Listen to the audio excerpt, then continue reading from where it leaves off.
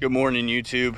We're a little late today, so as you guessed by the name of the title, I thought that maybe I should start looking into boats. So for the day, I rented a little kayak right here.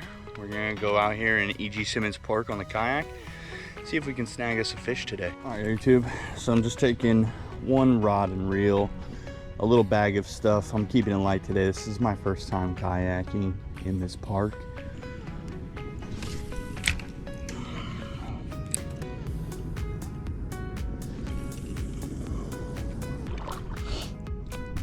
I hope that the GoPro does this view just like justice.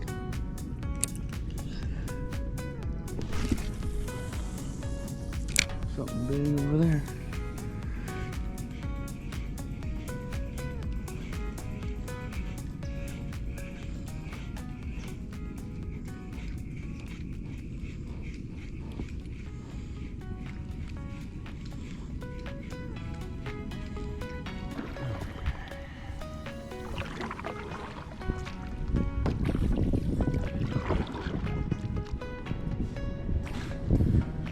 Oh, dolphin.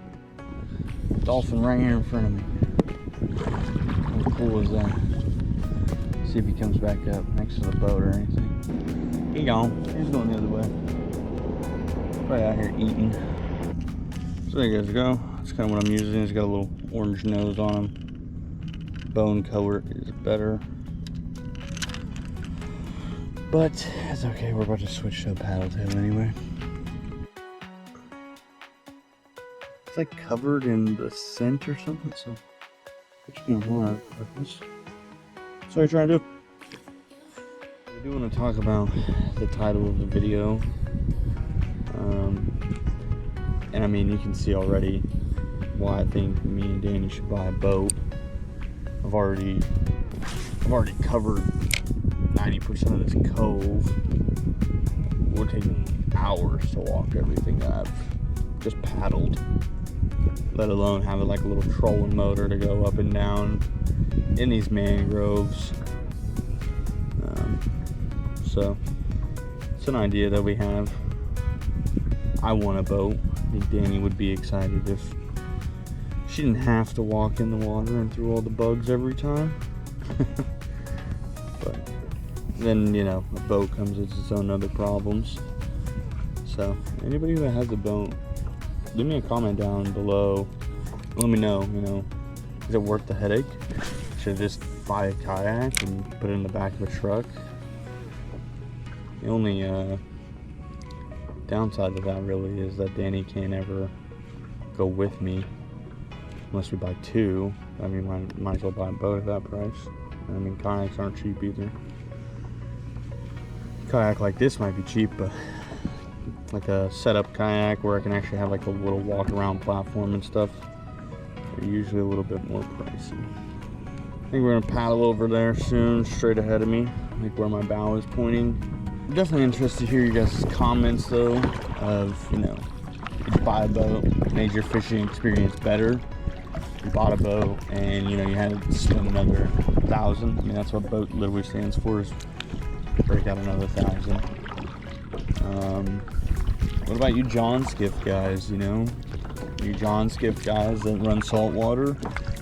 Is the corrosion terrible? Or is maintenance pretty easy? I see some action over here on this boat. I mean, look at this, like, you know what I mean? I would never be able to cover this wet foot. This much space in this amount of time. And it only cost me 20 bucks to rent this.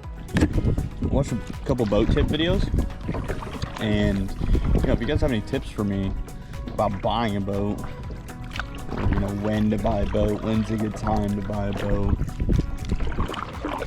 you know, we'll go check out this little area over here. And honestly, you know, 36% left on the battery. Got off to a rough start this morning anyway. I woke up late. I was supposed to be out here at 5 o'clock in the morning, or supposed to be out of bed at 5 o'clock in the morning. Didn't get out of bed till 7:45, almost 8 o'clock. And I got here around 8:15, 8:20. It's not that far from my house, but still. Big wake over there. Let's go check it out. Yeah, camera keeps overheating. Honestly, I'm thinking about sending it back. I heard the DJI Osmo Action 4 is out. And supposedly those can run 4K 30 frames and the batteries just die. They don't overheat for whatever reason. GoPro has overheating issues, and because I live in Florida, I am not in the exemption of that. I don't really expect it to overheat. It's a $500 camera, you know what I mean? But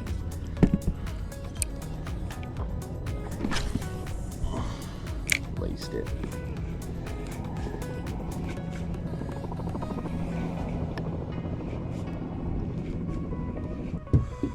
This is my first attempt at skipping in the mangroves from a kayak. For those of you who don't know, I did live in Florida for a little while, but I never lived in the Tampa area. I lived in the Panhandle area, and we used to go on my buddy's boat and catch a bunch of kingfish. Every once in a while we go out and we catch some reds, like snapper, not redfish, snapper. One complaint I have about the kayak so far, every time you make a cast, it's fine. You know, casting from it and everything is fine. Every time you make a cast though, if you're not completely stationary, and even sometimes the current will just pull you, but it spins the boat all the time. Like the boat is constantly spinning right or left. I'm not crazy about that. I'd rather just, you know, if I was gonna get a boat, obviously I'd get one with a trolling motor. And I'm new to saltwater fishing, but I'm 100% new to mangrove fishing. I went on one charter and crushed. I think I caught like 7 snook, a redfish, a trout, a ladyfish. My buddy caught a jack. My other buddy caught a flounder. Like, we had an amazing day. It was an absolute blast, which is maybe, you know, that's what got me into this. Shoot there, bud. Looks like we caught some more grass. But yeah, so this is day 1.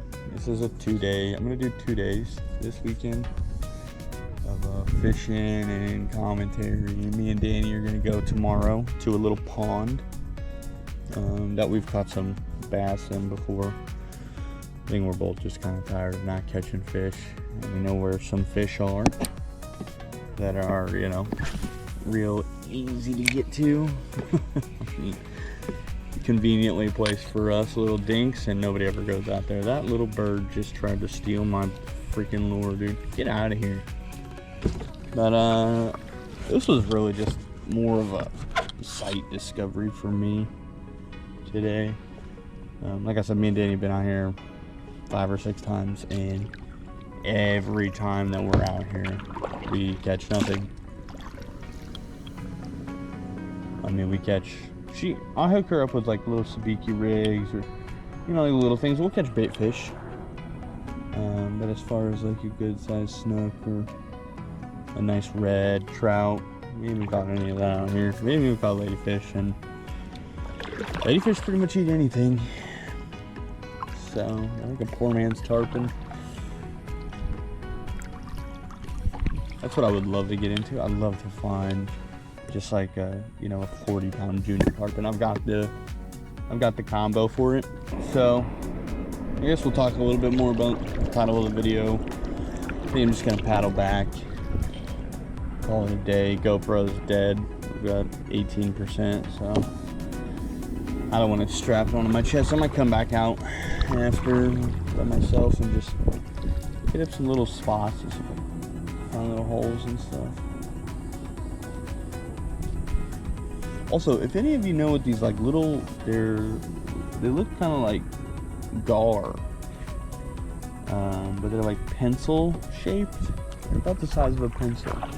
If any of you guys know what those are called, let me know. I've been trying to find out for like the last month, and everybody that I talk to, they're like, oh yeah, I don't know what they're called. fun fact, if you go out and you're kayaking and you're talking to yourself, you're crazy. If you go out, you're kayaking and you talk to yourself with a camera on your chest, then you're a content creator. Yeah, so back to the whole boat thing. I've been looking at John boats. I'm really looking. I don't want to spend more than like $2 to $3 grand, preferably with a motor. But also, if it doesn't come with a motor, I'm prepared to spend absolutely, you know, the lowest amount of money possible and buy one of the Amazon motors. I've actually heard people aren't too mad about them. All right, YouTube. So me and Danny just got back from day 2 of fishing. Unfortunately, the GoPro died on day 1 after I got done talking about some things. But since I got back, I started looking into some boats more. Also started looking into some canoes, which are kayak or canoes that have been converted into boats. Basically, they have motors on the back of them. I'll make sure to pop a little picture up here so you guys can see exactly what I'm talking about. Day 2 was good though. I'm not going to ruin anything for you guys because that video will come out this week. But if you want to see me and Danny in day 2, go ahead and like and subscribe, and that content will show up. Make sure you click the bell as well, so that way it shows up automatically and you get a notification.